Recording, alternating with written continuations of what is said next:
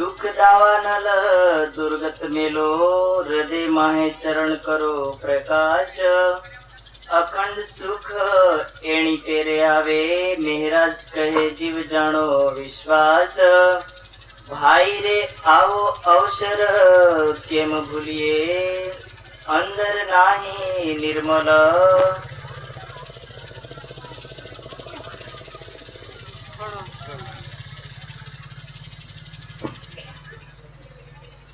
इस कीर्तन के प्रकरण में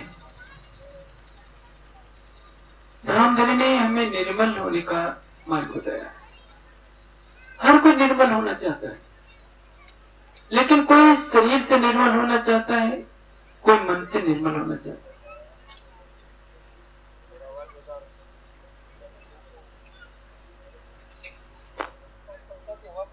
शरीर से निर्मल होने के लिए हम क्या करते हैं?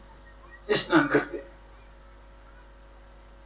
अच्छे वस्त्र पहनते हैं कि हम स्वच्छ हो जाए। लेकिन याद रखिए, जब तक मन निर्मल नहीं होता तब तक शरीर को धोने से कुछ भी नहीं होता। अंदर ना ही निर्मल, अंदर निर्मल का होने का तात्पर्य हमारा मन निर्मल हो, हमारी बुद्धि निर्मल हो, हमारा चित्त निर्मल हो, हमारा अंदर, हमारा अहम निर्मल हो। मन निर्मल का तात्पर्य हम मन से बुरी बातों का संकल्प विकल्प न करें। आप मछली नहीं खाते हैं, कल्पना कीजिए, लेकिन आपके मन में दिन रात मछली का चिंतन चलता रहता है। एक उड़ीसा की एक बहन मुझसे मिली, मैं गंगटोक में था उस समय। वो बहन कहने लगी कि मैंने मछली तो छोड़ दिया है, लेकिन जब पड़ोस में कोई मछली बनाता है, उसकी सुगंध मेरे से टकराती है तो मुझसे रहा नहीं जाता, मैं खा ही लेती हूँ। कहने का तात्पर्य क्या है? उसका मन हमेशा सोचता रहता है कि मछली का स्वाद कैसा है। आप खाए चाहे न खाए, आपका मुख खाता है या नहीं खाता है, मन से तो खा रहे हैं, तो किसी न किसी तरह से विषय का सेवन कर रहे हैं। मन को विषयों में रोकना क्या कहलाता है? समन। इंद्रियों को विषयों से रोकना कहलाता है दमन। आप इंद्रियों से बुरा कार्य न कीजिए, मांस न खाइए, शराब न पीजिए, और गलत कार्य जो पांचों इंद्रियों के जो विषय हैं उनसे न कीजिए, लेकिन मन से उनका चिंतन करते रहते हैं तो परिणाम क्या होता है? आप जैसे ज्वालामुखी की आग को दबाते हैं, वैसे ही आपकी कामना कभी भड़केगी तो ज्वालामुखी बनकर बढ़ेगी, और ये बहुत घातक होता है। हम सोचते हैं कि हमने गंगा जी में स्नान कर लिया, हम पवित्र हो गए। पाप न होइए इन पानी, चाहिए अर्श का जल, नहाइए हक के जमाल में, तब होइए निर्मल। निर्मल होने के लिए क्या करना पड़ेगा? परम धाम का जल, यानी परम धाम का ज्ञान रूपी जल चाहिए। जब तक आपको ये बोध नहीं होगा कि हम कौन हैं, कहां से आए हैं, इस शरीर और संसार को छोड़ने के पश्चात हमें जाना कहां है, तब तक आपकी भक्ति की क्या है? ध्यान करने वाले तो संसार में करोड़ों लोग हैं। विपश्यना केंद्रों में लाखों लोग ध्यान करते हैं, निरंकारी मत में लाखों लोग ध्यान करते हैं, राधा स्वामी मत में ध्यान करते हैं, कबीर मत में, धन धन सतगुरु में, योग दर्शन को मानने वाले भी ध्यान करते हैं, संध्या करने वाले भी ध्यान करते हैं, यहाँ तक कि देवी देवताओं को भी मानने वाले किसी न किसी रूप में ध्यान करते हैं। वास्तव में ध्यान नहीं करते हैं, उसको कहते हैं धारणा। धारणा का अर्थ क्या होता है? अपने चित्त को कहीं न कहीं बांधना। अभी मैं निर्मल होने की बातें बता रहा था। मन कोई भी कार्य करेगा जो चित्त में होगा वैसे। एक शेर के अंदर मांस खाने का संस्कार है, दिन रात मांस खाने के बारे में सोचेगा। शेर कभी नहीं सोचेगा कि कभी हमें हलवा पूड़ी खाने को मिल जाए, क्योंकि उस बेचारे के चित्त में हलवा पूड़ी का संस्कार ही नहीं इस जन्म का। जो शाकाहारी व्यक्ति होगा वो क्या सोचेगा? आज हमें हलवा पूड़ी खाना है। मांसाहारी क्या सोचेगा? ये क्या घास पात खाते हैं, आज तो मुर्गे का मांस खाना है। शराबी अपनी जीवा की तृप्ति के लिए शराब पीने को प्राथमिकता देगा। तो कहने का तात्पर्य, मनुष्य जो भी अच्छे या बुरे कर्म करता है चित्त के वासना के अनुसार करता है, और चित्त की वासना का संबंध किससे होता है? बुद्धि से। आपकी बुद्धि में यदि तमोगुण है तो गलत विचार आएंगे, और आपकी बुद्धि में यदि सत्वगुण है तो हमेशा अच्छे विचार आएंगे। यदि आप तामसिक भोजन करते हैं तो आपकी बुद्धि भी तामसिक हो जाएगी, आपके चित्त में गलत संस्कार आएंगे और मन उसके अनुसार ही गलत बातें सोचेगा।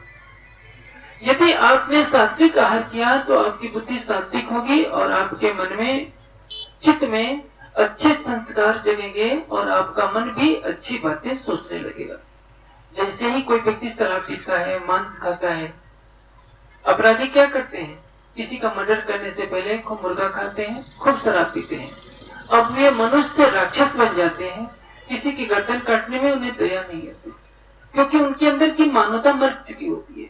उनके चित्त में, मन में केवल एक ही बात रहती है कि इसका मर्डर करना है। जो मनुष्य था कल तक, वो राक्षस के रूप में बदल जाता है। मनुष्य एक है, वो देवता बने या राक्षस बने। यदि रजोगुणी है तो मनुष्य है, तमोगुणी है तो राक्षस है, और सत्वगुणी है तो देवता है। और ब्रह्म ज्ञान के जल को पी लिया तो वो देवता से भी ऊपर ब्रह्म ज्ञानी बन जाता है। प्रसंग वही चल रहा है कि अंदर नहीं निर्मल। मैंने कहा कि स्वयं को निर्मल करने के लिए हमें क्या करना होगा है? निस्तिन ग्रह्य प्रेम सो युगल स्वरूप के चरण, निर्मल होना यही सो और धाम बदला। आप जिसका ध्यान करेंगे वैसा ही हो जाएंगे। एक बात मन में बता लीजिए, आप अभी देखिए कुछ दिन पहले दशहरे का त्योहार बीता। दशहरे के त्योहार में गांव गांव में रामलीला प्राय होते हैं। छोटे छोटे गांव में तो नहीं होती, लेकिन बड़े बड़े नगरों में और गांव में होती है। जो रावण बनता है उसकी चाल ढाल बोल चाल भी रावण जैसी होने लगती है। जो राम बनता है वो रावण की तरह चिल्ला नहीं सकता, रावण की तरह गरज नहीं सकता और रावण की तरह झगड़ा नहीं कर सकता। उसको अभ्यास करना पड़ता है कि मुझे राम की तरह ही बनना होगा, राम की तरह ही बोलना पड़ेगा। कल्पना कीजिए, यदि कोई राम का अभिनय करने वाला चौराहे पर खड़े होकर शराब पीने लगे तो जनता क्या करेगी?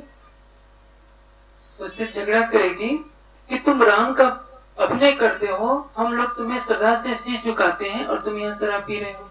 ऐसे ही हुआ था। रामायण सीरियल जब चला था उसमें जो राम और सीता का अभिनय करते थे, एक बार उन लोगों ने क्या किया है, कहीं बियर पीने लगे थे। जनता ने तो पहले श्रद्धा से टीवी की आरती उतारी थी कि इसमें हमारे सीताराम आते हैं। जब देखा कि सीता और राम का अभिनय करने वाले बियर पी रहे हैं तो जनता ने उनको दौड़ा लिया कि तुम राम का नाम बदनाम कर रहे हो, और उस अभिनय को करने वाले सीता और राम नाम का अभिनय करने वाले जो कलाकार थे उनको भाग करके अपनी जान बचानी पड़ी। कहने का ऐसे क्या है, जो जिसका चिंतन करता है वैसा ही हो जाता है। यदि आप भोग का चिंतन करेंगे तो भोगी बन जाएंगे, हमेशा योग का चिंतन करेंगे तो योगी बनेंगे, और निर्विकार सनातन चेतन प्रेममयी ब्रह्म का ध्यान करेंगे तो आप भी वैसे ही बन जाएंगे।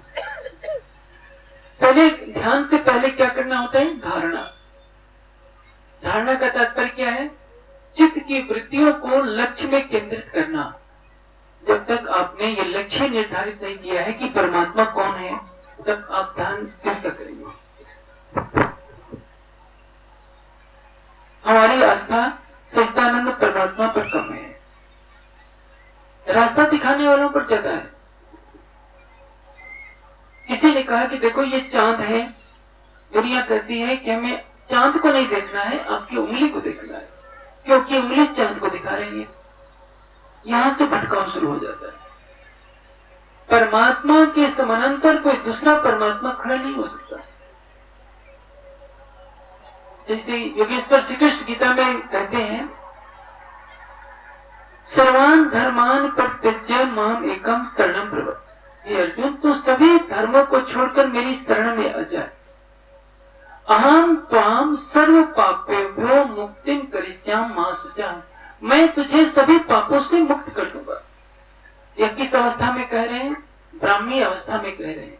ये नहीं कह रहे हैं कि सब परमात्मा मैं हूँ, यानी उनके अंदर ब्रह्म की शक्ति विराजमान होकर के बोल रही है तो जो श्रद्धा करके अपने सद्गुरु के वचनों का पालन करता है, आचरण में उतारता है, वो निश्चित है कि पार हो जाता है। इसी प्रकार ईसा मसीह ने कहा कि संसार के लोगों, मेरे पास आओ, मैं तुम्हें पिता की राह बताता हूँ, उस रास्ते पर चलोगे तो तुम्हारा कल्याण होगा। लेकिन ईसा मसीह अपने जीवन के 12 वर्ष भारत में ही रहे, पूरे देश का उन्होंने नालंदा तक का भ्रमण किया, कश्मीर में रहे, साधना भी की। इस इतिहास को कोई नहीं जानता है। यीशु ने कहा कि मैं तुम्हें पिता का सच्चा मार्ग बताता हूँ। इसका मतलब ये नहीं कि ईसा से पहले कोई और नहीं हुआ। इस सृष्टि को जानते हुए 1,96,08,53,000 वर्ष से ज्यादा हो गए। ईसा मसीह तो 2000 वर्षों से आए हैं। उनके पहले क्या किसी को मुक्ति नहीं मिलती थी? गौतम बुद्ध तो 2500 वर्ष पहले आए। हर महापुरुष आता है, किसी न किसी भाषा में, किसी न किसी शब्दों के माध्यम से सत्य की राह दिखाने का प्रयास करता है, लेकिन दुनिया सत्य को नहीं पकड़ना चाहती है, उसी को पकड़ लेती है। बुद्धिस्टों ने गौतम बुद्ध को पकड़ लिया, जैनियों ने महावीर स्वामी को पकड़ लिया। इससे आगे कोई जाना नहीं चाहता है कि आखिर बुद्धत्व प्राप्त होने से पहले गौतम बुद्ध क्या कर रहे थे, महावीर स्वामी क्या कर रहे थे। ये भी हमारे और आप जैसे 2 हाथ 2 पैर 2 कान वाले ही भी मानव थे। इन्होंने भी हमारी और आपकी तरह ही न जाने कितनी जन्म लिए, सुख दुख देखा, लेकिन जब समाधि की चरम अवस्था में पहुंचे तो उनको बुद्धत्व प्राप्त हो गया। वो सभी वासनाओं से निर्लिप्त हो गए। वासना किसको कहते हैं? संसार में हमारी प्रतिष्ठा हो, ये भी एक वासना है। हमारे पास अत्यधिक धन हो, इसको कहते हैं वित्त तृष्णा। और एक है संगी संबंधियों का मोह। गृहस्थी को अपने परिवार का मोह होता है, समाज का मोह होता है, तो विरक्त को अपने शिष्यों का मोह होता है। दोनों ही बंधन में है। लोक तृष्णा, वित्त तृष्णा और दारिष्णा, 3 तृष्णाओं के बंधन में मनुष्य पड़ा रहता है। लेकिन जो ज्ञान की चरम अवस्था को प्राप्त हो गया, उसके चरणों में आप शीश झुकाएं, उसके गले में फूलों का हार डालें या जूतों का हार डालें, उसके चेहरे पर कोई विकार नहीं आएगा। आप फूलों के हार डालोगे तो वो खुश नहीं हो जाएगा, और जूतों की माला डालोगे तो श्राप भी नहीं देगा।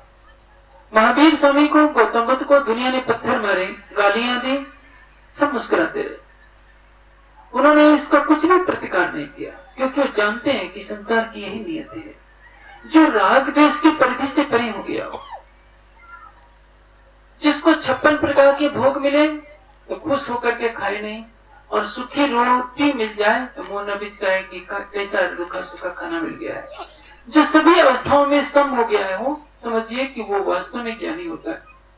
महावीर स्वामी ने अपने को निर्मल किया, गौतम बुद्ध ने निर्मल किया, जन्म जन्मांतरों के विषय वासनाओं के संस्कारों को धो डाला, और इसके लिए उनको ध्यान की अवस्था में पहुंचना पड़ा।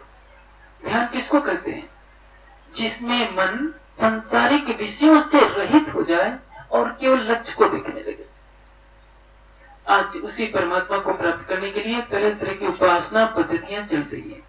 योग तो एक ही है, जैसे वृक्ष एक होता है, उसमें अनेकों डालियां निकल जाती हैं। जैसे आम का ही फल ले लीजिए, आम तो एक है, उसमें दशहरा है, लंगड़ा है, चौसा है, भादो है, राम केरा है, न जाने कितनी जातियां हैं आमों की।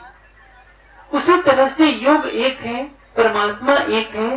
परमात्मा को पाने के लिए अनेक मत पंथ बन गए हैं। अलग अलग मत पंथों में एक सत्य को पाने के लिए साधना की जाती है, करने का ढंग अलग अलग होता है।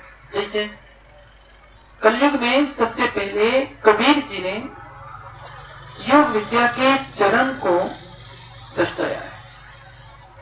उन्होंने कहा है कि चारों युगन युगन में आवा। कबीर जी के साहित्य में ये बात अच्छी तरह से दर्शाई गई है कि सतयुग में मैं सत्य सुकृत के रूप में आया, त्रेता में मुनिंद्र के रूप में आया, द्वापर में करुणामय के रूप में आया, और कलयुग में कबीर के रूप में आया। कबीर शब्द अरबी का है, जिसका अर्थ होता है महान। नीमा और नीरू ने पालन किया था, वे दोनों मुस्लिम थे, इसलिए नाम उनका कबीर रख दिया गया था, ऐसी मान्यता है। लेकिन यह ध्यान रहे, जो महान शक्ति होती है वो हिंदू और मुस्लिम के बंधन में नहीं आती। इनके तीनों पहले नाम ऋषियों के नाम है। प्राचीन काल में जिन ऋषियों ने सूरत शब्द योग सीखा, सूरत को शब्द में ले जाना, इसके आधार पर योग पद्धति चलती रही, वेद में वर्णित है। लेकिन आज दुर्भाग्य है कि लोगों ने वेद को निंदा करना अपना सबसे बड़ा धर्म समझ लिया। कहा जाता है कि जिनको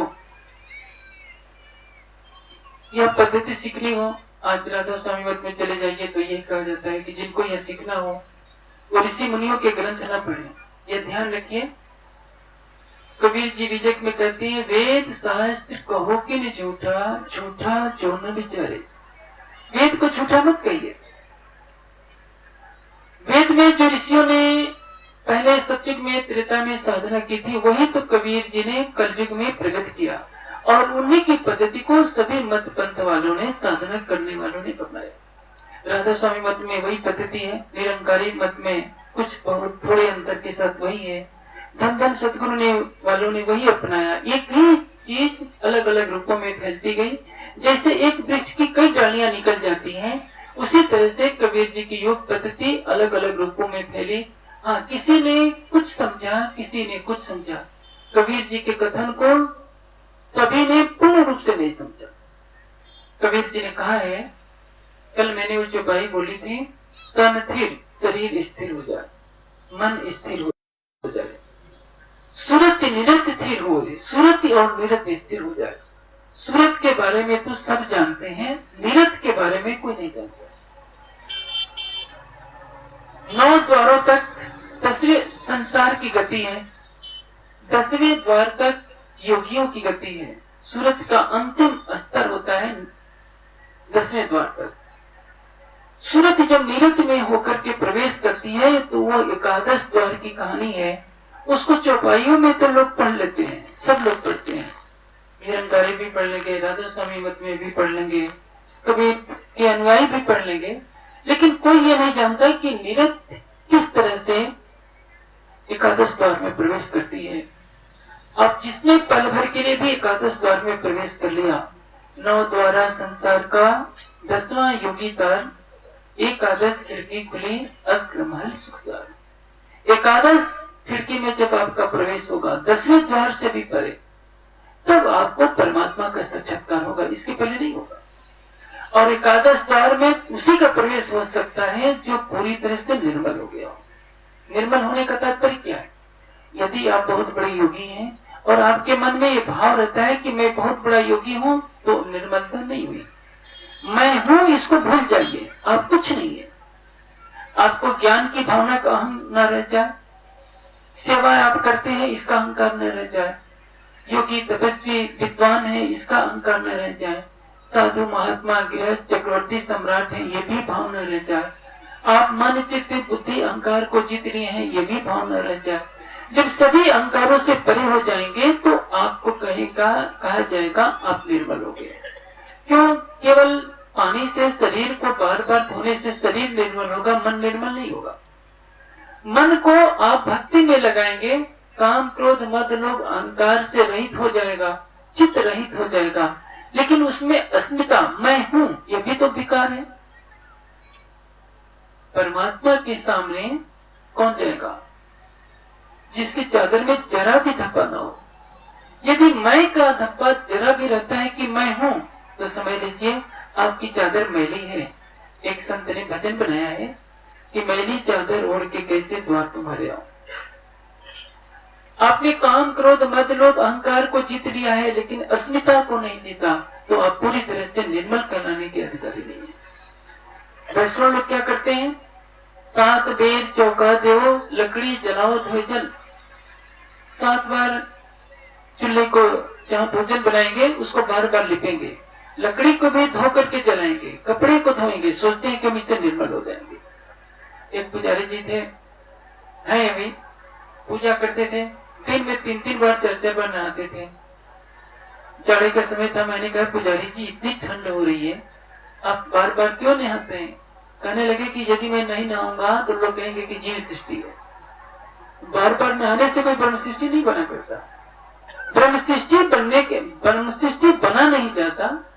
ब्रह्म सृष्टि तो अनादिकाल से, हाँ, लेकिन ब्रह्म स्वयं सृष्टि के रहने पर चलने का अधिकार जीव को है, और उस रहने पर कभी चलेगा जब ज्ञान और प्रेम के पंख लगाएगा। निर्मल होने का तरीका क्या है कि परब्रह्म की धारणा करें। परब्रह्म का कैसा अलौकिक स्वरूप है। अभी मैंने कबीर जी की कुछ उक्तियां बताई। कबीर जी ने कहा है परमात्मा कैसा है, शब्द स्वरूप। मैं बोल रहा हूं और मेरी आवाज आप तक जा रही है, मैं क्या कह रहा हूं ये आपको मालूम है, लेकिन जो मैं कह रहा हूं क्या आप अपनी आंखों से देख रहे हैं? मेरे मुख से निकले हुए शब्दों को आप देख नहीं रहे हैं, कानों से सुन रहे हैं, और सुन करके ये जान रहे हैं कि मेरे कहने का अर्थ क्या है। जैसे मैं कहूं कि एक गिलास पानी लाइए, एक बच्चा दौड़ करके जाएगा, एक गिलास पानी लाएगा। मैंने गिलास को लाने के लिए कहा जो पानी से भरा हो। गिलास दिखाई नहीं दे रही है, लेकिन जो मेरे मुख से निकले हुए शब्द हैं, इन्हीं शब्दों के आधार पर एक बालक दौड़कर जाकर पानी ला सकता है। वैसे ही परमात्मा शब्द स्वरूप है, शब्द के आधार पर सारी सृष्टि चल रही है। लेकिन शब्द कैसे हैं? तीन तरह के शब्द हैं। एक है वर्णात्मक। वर्णात्मक किसको कहते हैं? 52 अक्षरों में जो कुछ कहा जाए, लिखा जाए, सुना जाए। 36 व्यंजन और 16 स्वर होते हैं। दोनों को जोड़ देंगे तो 52 अक्षर बनते हैं। यानी मुख से वैखरी वाणी द्वारा जो कुछ कहा सुना जाए वो वर्णात्मक शब्द कहलाता है। और इसके परे है 5 ब्रह्मांडी शब्द जो कहलाते हैं ध्वन्यात्मक। यानी ब्रह्मांड में इनकी ध्वनि अखंड रूप से गूंज रही है। पहला शब्द है निरंजन। दोनों भावों के बीच में आप ध्यान करेंगे तो निरंजन शब्द का अनुभव होगा। ये आप देख रहे हैं ना, दोनों भाव में। यहां पर ध्यान करेंगे तो आपको निरंजन शब्द का अनुभव होगा। इसको कहते हैं त्रिकुटी।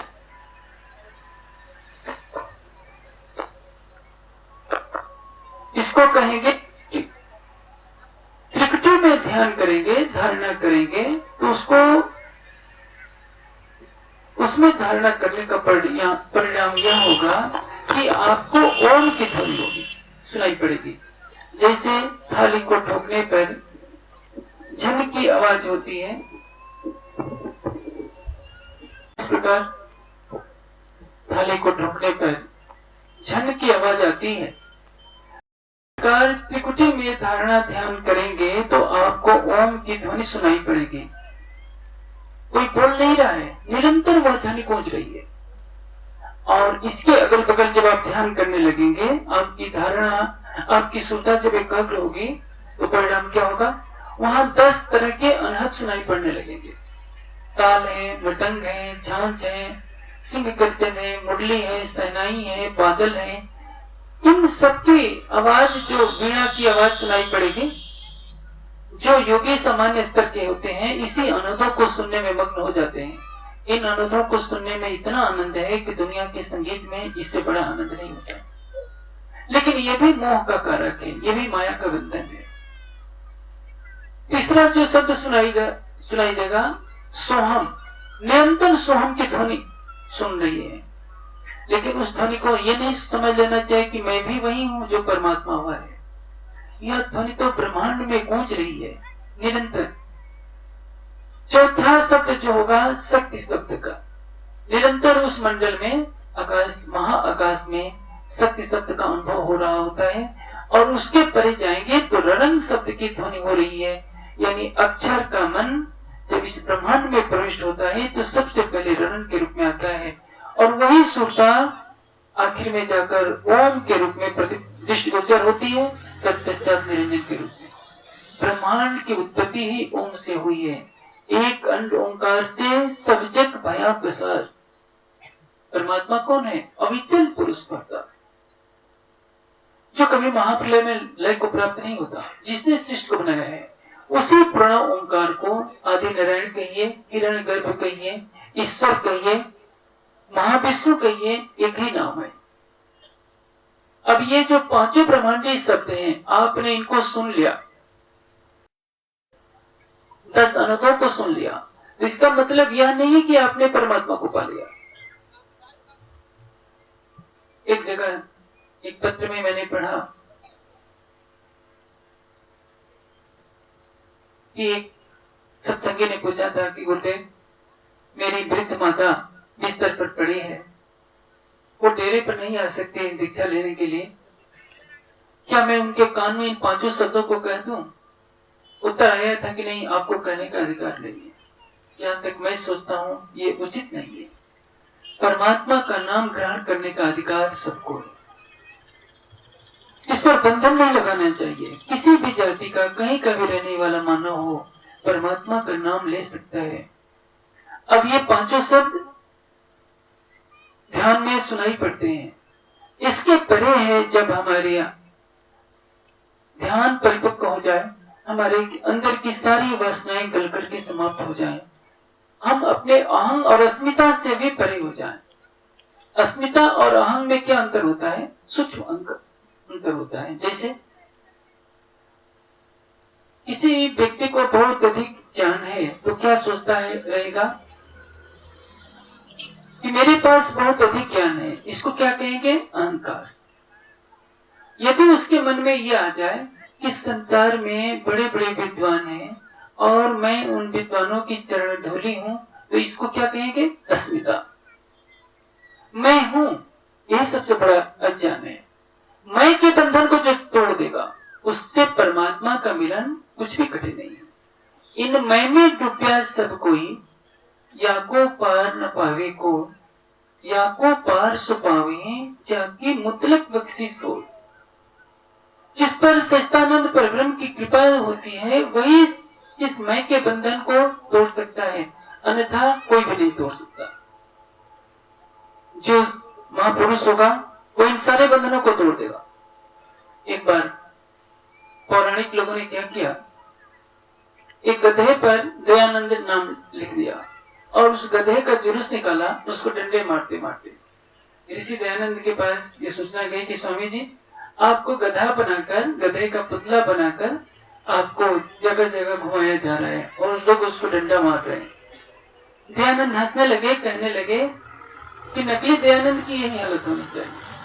कोई सामान्य व्यक्ति होता तो दिल मिला जाता कि मुझे गधा बनाया जा रहा है और भरे नगर में घुमाया जा रहा है, डंडा मारा जा रहा है कि दयानंद गधा है। कितनी महानता है उस व्यक्तित्व में कि अपने अपमान पर भी मुस्कुरा रहा है। शास्त्रार्थ हो रहा है, उस पर पत्थर फेंके जा रहे हैं, फिर भी वो हंस रहा है, मुस्कुरा रहा है, जैसे उसको कोई कुछ हो ही नहीं रहा, जो अहम से परे हो गया है। गौतम बुद्ध को एक व्यक्ति आया, गालियां दे रहा है, बुद्ध शांत पड़े हैं, चुपचाप सुनते जा रहे हैं, कोई प्रभाव नहीं है उनके व्यक्तित्व पर। जब वो व्यक्ति गाली देते देते थक जाता है, बुद्ध कहते हैं तुम्हारे यहाँ कोई अतिथि आता है? कहते हैं कि यहाँ आता है। आप उसको खाने पीने के लिए सामग्री देते हैं, बिस्तर देते हैं, क्या वो जाते समय जिस बिस्तर पर आप उनको शयन कराए होते हैं बिस्तर को भी उठा ले जाता है? कहता है कि नहीं, वही छोड़ जाते हैं। बुद्ध कहते हैं कि आपने जो अमृत वाणी मुझे सुनाई है, मुझे यह स्वीकार नहीं है, वो मैं आपको ही देता हूँ। गाली देने वाला फुट फुट कर रो पड़ा कि मैं कितने निम्न स्तर का हूँ और ये कितने महान है कि मैंने इनको जी भर कर गालियां दी और इन्होंने एक शब्द भी नहीं बोला। उस अवस्था में पहुंचने के लिए स्वयं के अस्तित्व को समाप्त करना पड़ेगा। आप देखते हैं कोई विधायक हो जाता है तो कैसा रुतबा रखता है, मैं विधायक हूँ। राष्ट्रपति को क्या मन में आता है कि मैं इस देश का राष्ट्रपति हूँ। हिमालय में साधना करने वाला कोई आ जाए और उसको कोई प्रणाम न करे तो उसको कितना बुरा लगता है, मैं हिमालय का योगी और ये मुझे प्रणाम भी नहीं करते। कहीं न कहीं अहम की ग्रंथि ने सबको बांध रखा है और जो इन सबसे परे हो जाएगा, सारे बंधनों को तोड़ लेगा, वो परमात्मा को पाने का अधिकार होगा प्राप्त करेगा। जब लग रही है साथ में, हो रही है रेणु समान, इन जागे का फल यही है, कोई चेतो चतुर सुजान। जागृति किसको कहते हैं? हम अपने अस्तित्व को मिटा दें।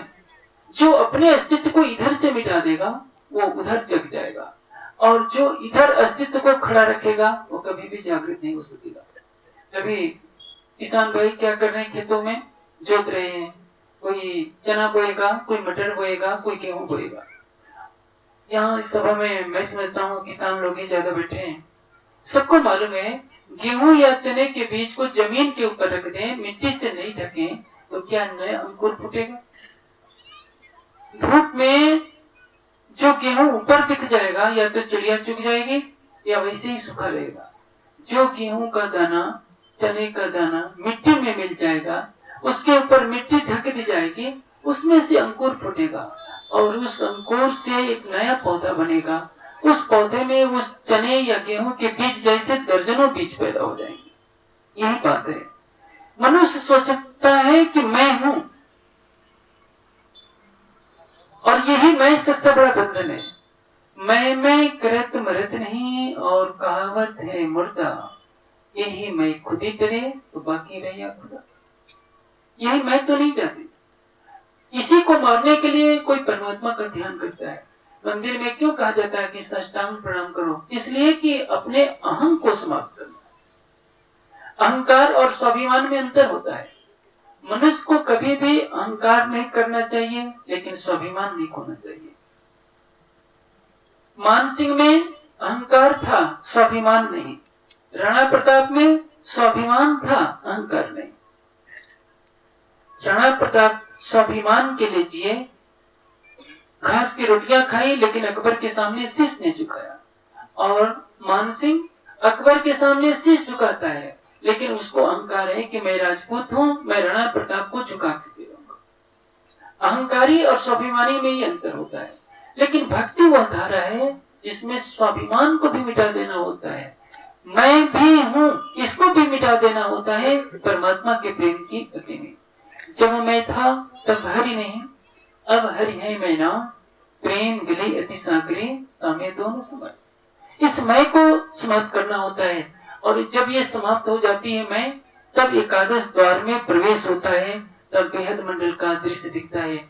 ये पद्धति है जो सूरत शब्द युग के माध्यम से कबीर जी ने दर्शाई, जिसका अभ्यास सतयुग के ऋषियों ने किया, त्रेता युग के ऋषियों ने किया।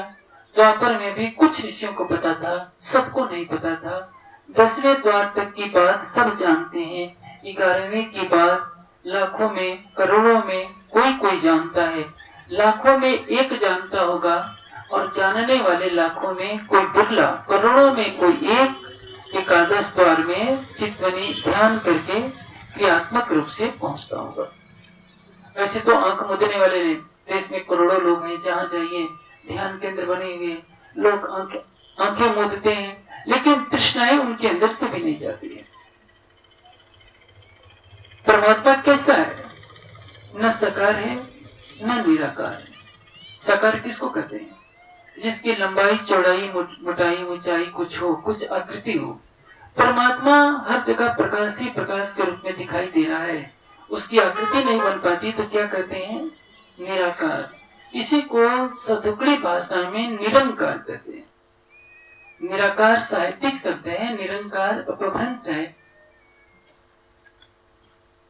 पूछा जाए परमात्मा कैसा है, तो इससे हाथ का इशारा कर देते हैं कि परमात्मा ऐसा है। परमात्मा ऐसा थोड़े है। हाथ, दोनों हथेलियों के बीच में एक आकाश है। परमात्मा आकाश की तरह नहीं है। ऐसे आकाश का अर्थ प्रकाश भी होता है। परमात्मा सर्वशक्तिमान है। अणु परमाणु में जहां तक सृष्टि है, सृष्टि से परे भी वो सत्ता से व्यापक है। उसका स्वरूप अनंत है, और अनंत क्षेत्र वाला परमात्मा किसी देश विशेष की सीमा में बंध नहीं पाता। इसलिए मानवीय बुद्धि से कहा जाता है कि सर्वत्र परमात्मा कोई आकार धारण नहीं कर सकता, इसलिए आकार से रहित होने से उसको निराकार कहते हैं। अध्यात्म का चित्र बहुत गहन होता है। जब हम सांप्रदायिक जंजीरों को तोड़ दें, तब पता चलेगा कि सत्य क्या है। हर व्यक्ति अपने अपने संप्रदाय और अपने अपने गुरु के बताए हुए मार्ग पर चलने के लिए विवश होता है। वो सोचता है कि हमारे संप्रदाय का ऐसा नियम है, हम इसको नहीं मान सकते। जहां संप्रदाय शब्द जुड़ जाता है, वहां सत्य नहीं रहता। सांप्रदायिक कट्टरता आपको सत्य की तरफ नहीं ले जा सकती। हर संप्रदाय के सिद्धांत विपरीत है। छोटी छोटी बातों के लिए सारे संप्रदाय के अनुयायी लड़ते झगड़ते हैं, कहते हैं कि नहीं, तुम्हारा संप्रदाय झूठा, हमारा संप्रदाय बड़ा, हमारे गुरुजी बड़े, तुम्हारे गुरुजी छोटे। हमें सत्य का अनुगामी होना चाहिए। जो सत्य हो उसको ग्रहण करें, असत्य हो उसका परित्याग करें।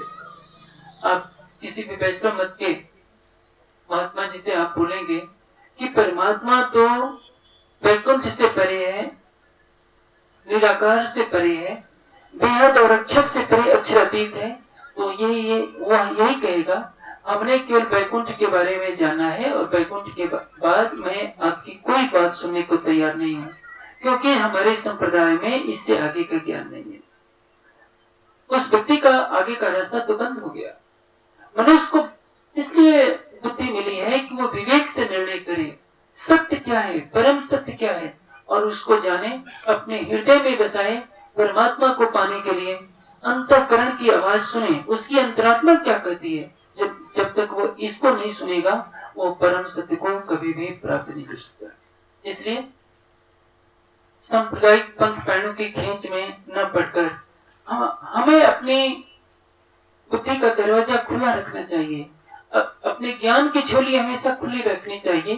कहीं से भी ज्ञान का अनमोल मोती हमारे हृदय मंदिर में प्रवेश करे, ताकि हम उस सच्चिदानंद परब्रह्म को प्राप्त कर सकें। नारदमणि कहती है, अंदर नाहि निर्मल फिर फिर नहावे बाहर। ये मानो तो बार बार गंगा जल में डुबकी लगा रहा है। आपने हरिद्वार में देखा होगा, इलाहाबाद में देखा होगा, अभी यही महाराष्ट्र में नासिक पड़ता है, और ये उज्जैन में भी कुंभ का मेला लगता है, करोड़ों की भीड़ इकट्ठी होती है। इसलिए हम नदी में डुबकी लगाएंगे और हमारे सारे पाप धुल जाएंगे। ज्ञान की गंगा में डुबकी लगाएंगे, नहाइए हक के जमाल में तब हुए निर्मल।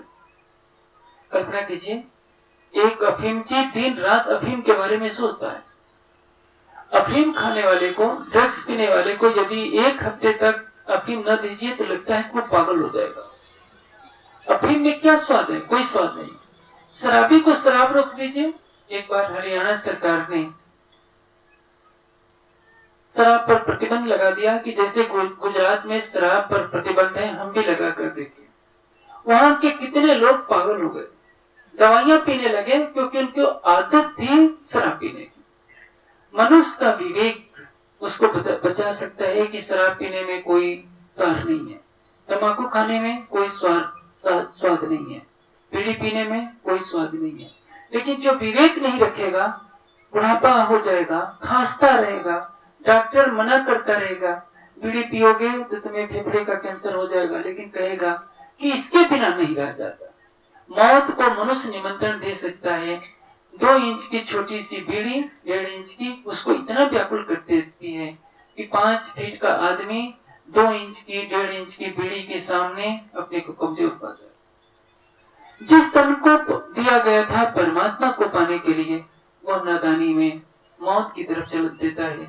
विश्व में यह शरीर जर्जर इतना हो जाता है, उसका मन, चित्त, बुद्धि, अहम, अंतःकरण वासनाओं से इतना ग्रसित हो जाता है कि वह स्वयं को नहीं जान पाता कि वास्तव में मुझे करना क्या चाहिए, मुझे ये मानव तन मिला किस लिए। इसलिए कहते हैं, नहाइए हक के जमाल में तब हुए निर्मल। निर्मल होने का एक ही तरीका है कि हम परमात्मा के प्रेम में डूब जाएं। परमात्मा का स्वलीला अद्वैत जो स्वरूप है, उसकी शोभा को अपने अंदर बसा लें, तो निर्मल होना यही सो और धाम बनना। इस तरह से हम निर्मल होंगे। नरक में कौन जाना चाहता है? कोई नहीं। हर कोई अखंड सुख को पाना चाहता है। उसको पाने के लिए तरीका क्या है? इनवित नरक से छूटिए और उपाय कोई ना, भजन बिना सब नरक है, पच मरिए मां। आप 5 शब्दों का केवल जप करते रहिए, निरंजन निरंजन, ओम ओम, सोहम सोहम, शक्ति शक्ति, ररंग रनन। जप करने का ये विषय नहीं है। ये तो त्रिकुटी में भ्रमर गुफा में, आकाश में, दशम द्वार में जब आप इन 5 स्थानों में मन को रोकेंगे, चित्त की वृत्तियों का निरोध करेंगे, तो ये 5 शब्द आपको अपने आप सुनाई पड़ेंगे। ये योग साधना का विषय है। ये कान में उपदेश देने का या सुनाने का विषय नहीं है, क्योंकि परमात्मा न वर्णात्मक है, न ध्वन्यात्मक है, न अनुभवात्मक है। 3 तरह के शब्द बताए थे। पहला वर्णात्मक, जो 52 अक्षरों में कहा जाता है। दूसरा ध्वन्यात्मक, जो 5 शब्द आपको मैंने बताया, निरंजन, ओम, सोम, शक्ति और रन। और जो अनुभवात्मक शब्द है उसको किसी भी भाषा में व्यक्त नहीं किया जा सकता, उसको तो केवल ध्यान में समाधि की गहन अवस्था में देखा जाता है। जैसे मैं आपको देख रहा हूँ समाधि की अवस्था में, वैसे उस सच्चिदानंद परमात्मा को देखा जाता है। अब कह रहे हैं अंदर नाही निर्मल फिर फिर नहावे बाहर। मन तन उजला और मन काला तो क्या लाभ है? आप शरीर में खूब साबुन लगा लिए, तेल उपटन लगा लिए, शरीर तो सुंदर दिख रहा है, मन काम क्रोध मद लोभ अहंकार में पागल है तो क्या होगा? मन काला तो कालापन करते, कालापन आपके चेहरे पर दिखाई देगा। यदि आपका शरीर काला है लेकिन मन पवित्र है तो आपके चेहरे पर एक अलौकिक तेज होगा, आपके चारों ओर प्रभाव मंडल रहेगा सुनहला, जो योगियों के चेहरे पर हुआ करता है। इसलिए फिर फिर नहावे बाहर। रे मानव, तो नदियों में स्नान करने से अपने को पवित्र समझता है तो ये तेरी बहुत बड़ी भूल है। अपने को निर्मल करने के लिए परमात्मा के प्रेम की सरिता में तुम स्नान कर, उसमें डुबकी लगा, ज्ञान की गंगा में डुबकी लगाइए और परमात्मा के प्रेम में स्नान कीजिए तो आप पवित्र हो जाएंगे। जैसा परमात्मा है, सौंदर्य का सागर, प्रेम का सागर, आनंद का सागर, ज्ञान का सागर, उन्हीं भावों में डूबकर आप ये आभास कीजिए कि सर्वशक्तिमान सकल गुण निधान परमात्मा हमारे हृदय मंदिर में अखंड रूप से वास कर रहा है। कर दिखाए कोट बेर, कह रहे हैं कर दिखाई कोट बेर, तो करोड़ों बार अपनी बंदगी कर करके दिखा रहा है।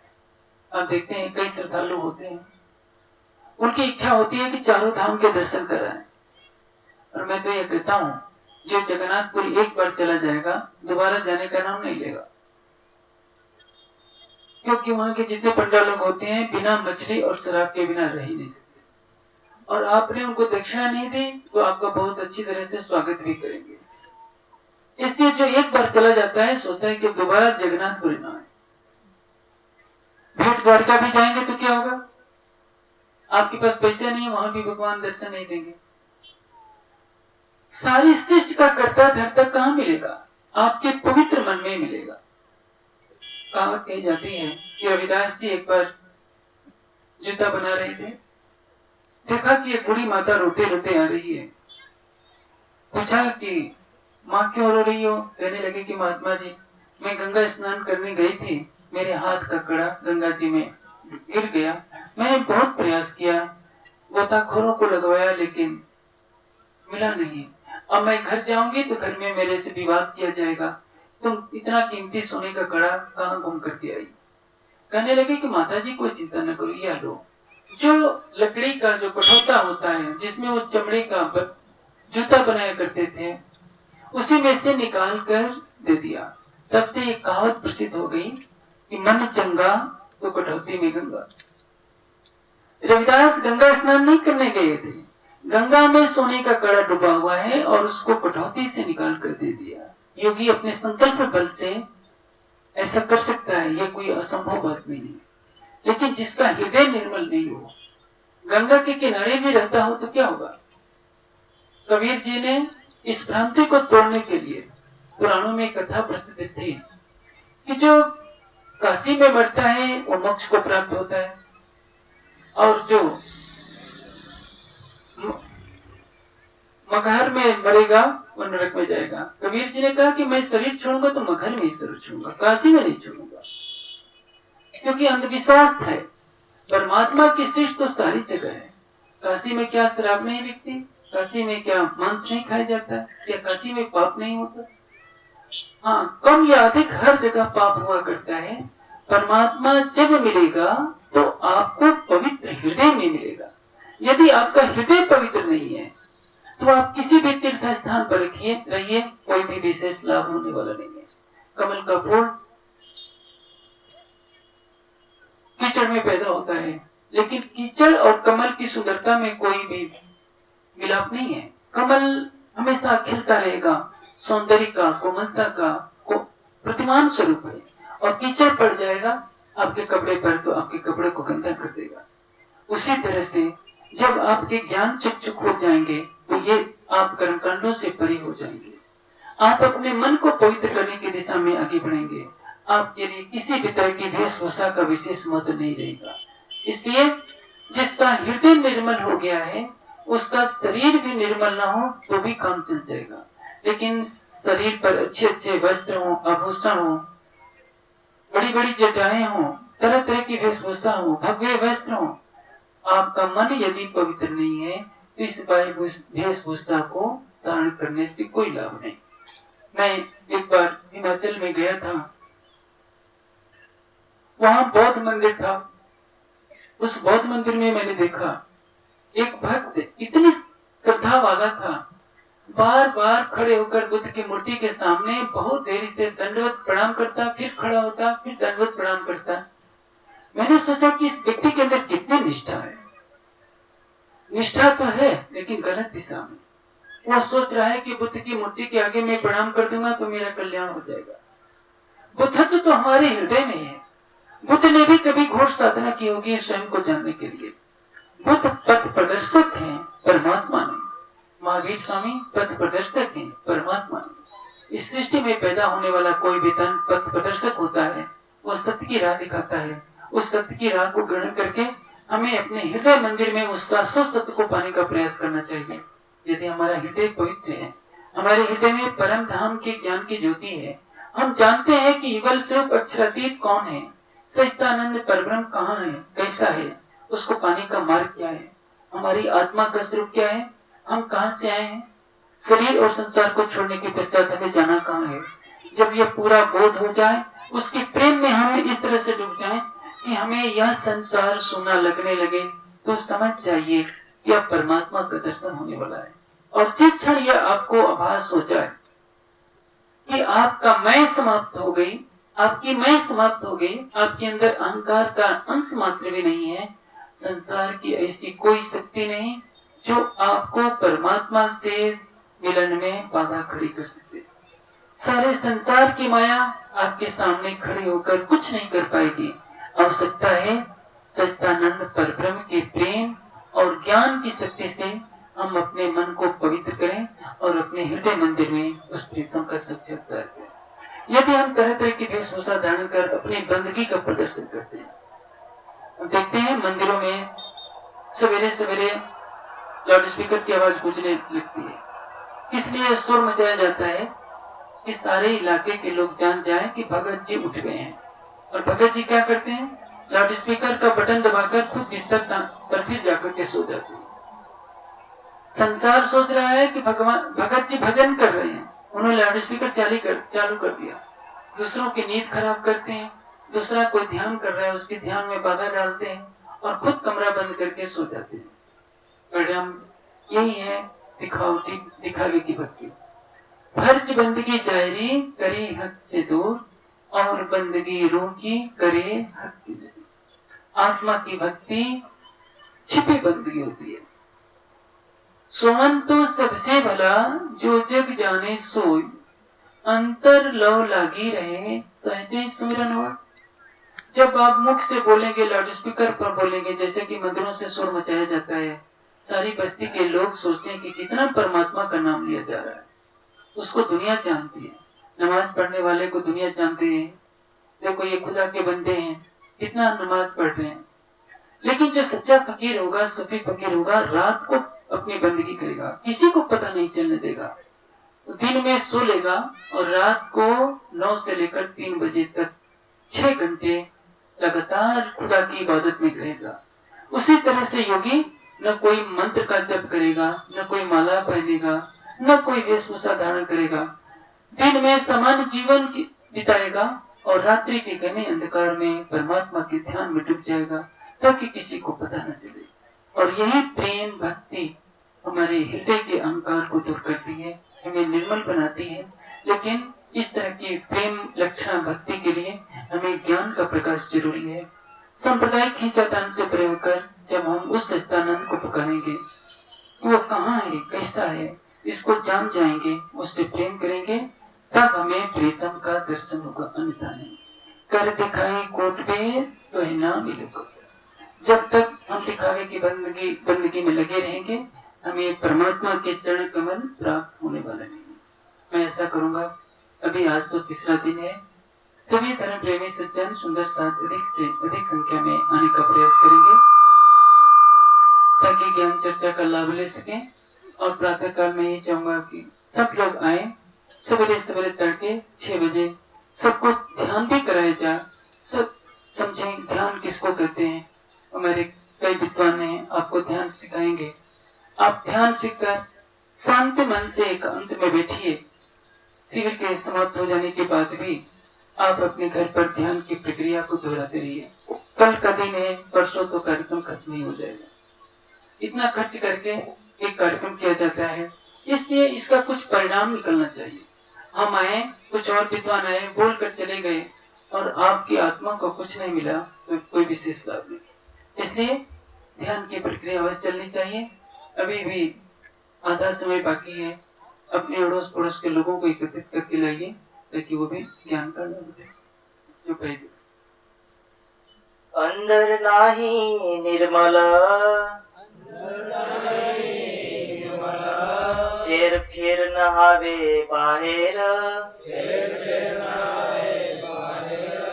कर देखाए कोट बेर